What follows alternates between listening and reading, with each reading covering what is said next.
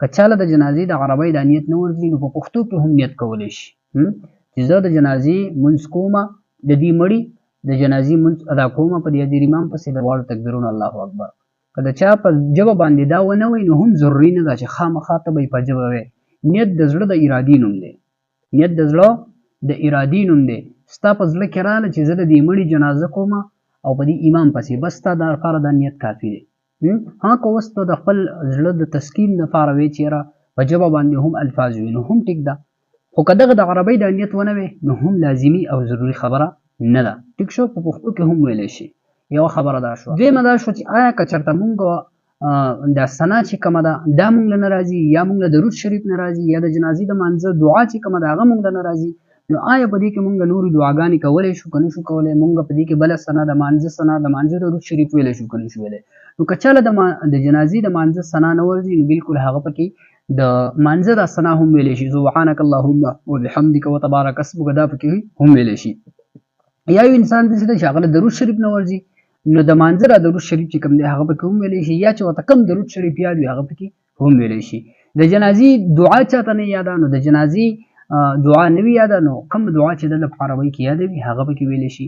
د مانځه دعا اللهم ربنا آتنا فی الدنیا حسنه دا پکې هم ویلی شي. نور دعا کومې چې حدیثو کې راغلي دي یا قرآن مجید کې منقول دي هغه دعاګانې پکې هم کولی شي. نو دا ضروري نه ده چې خامخا ته به دقه یادې او دقه به په هغې کې او دا په اولني تکبیر کې چې تاسو خیال وي نو اکثر امام وایي نیتونه چې کوم دی نو هغه تړئ. زه اکثر جنازې له روان یم یا چې کوم دی نو خلک اکثر تلیفون وکړي یا تپوس خلک په هغه ځای کې جنازګاه کې هم اکثر خلک تپوس یاره جي دا په دې اولني تکبیر کې به موږ څه وایو، په دې دویم تکبیر کې به څه وایو، په دې دریم تکبیر کې به څه وایو. نو دا ډېر اهم خلک ډېر زیات تپوسونه کوي او موږ ته ځکه پته لګي چې خلک یې تپوس کوي.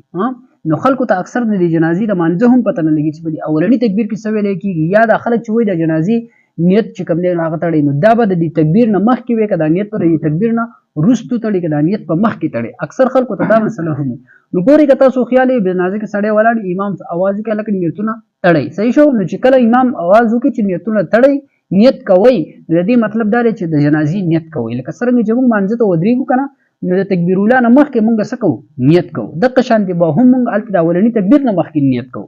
دا نه ده چې یاره زه به تکبیر ووایم د هغې نه وروستو به نویت ان اؤدي دا وایم ټیک شو. هغې نه مخکې به ته خپل نیت کوې چې د جنازې مونځ ادا کوم او د دې مړي او په دې حاضر امام پسې بس دقه ستا لپاره کافي شو. د اولني تکبیر نه مخکې به دا کوې. کله چې اولنی تکبیر وویلی شي الله اکبر امام ووایي نو د هغې نه وروستو به بیا سبحانک اللهم ثنا به ویلی کېږي په اولني تکبیر کې. په دویم تکبیر کې به بیا درود شریف ویلی کېږي. که دغه د جنازې دا یاد وي ټیک ته، که دغه نه یادو نو دغه دا پکې هم ویلی شي، د مانځه دا پکې هم ویلی شي صحیح شو. په دریم تکبیر کې به بیا دعا ویلی کېږي اللهم اغفر لحینا ومیتنا.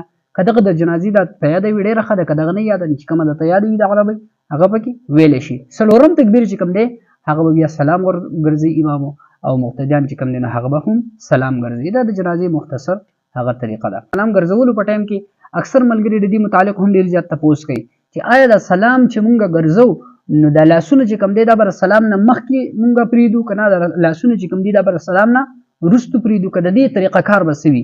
نو ګورئ که یو سړی داسې دی د دې درې طریقې چې کوم دی نو هغه راغلي دي.